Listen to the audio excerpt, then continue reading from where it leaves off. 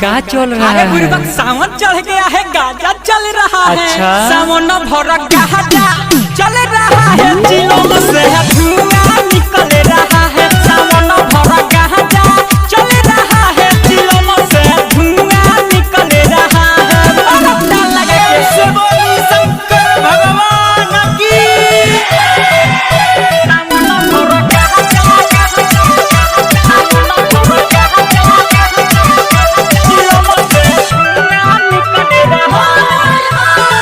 गेरुआ रंग के कपड़ा पहनी, रंग है भक्ति के रंग में।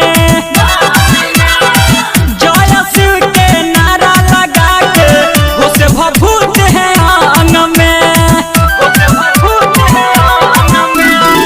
गेरुआ रंग के कपड़ा पहनी, रंग है भक्ति के रंग में।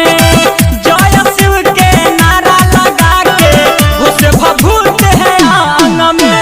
बजा के डीजे झूमते हैं, ने ओने घूमते, बजा के डीजे झूमते हैं, ने ओने घूमते हैं। मौसम बदल रहा है। अरे बो अरे गांजा तनी कम पीजिए, जल भी चढ़ाना है। अरे बाबा का बूटी है। ओहो। सावन भर गाजा चल रहा है,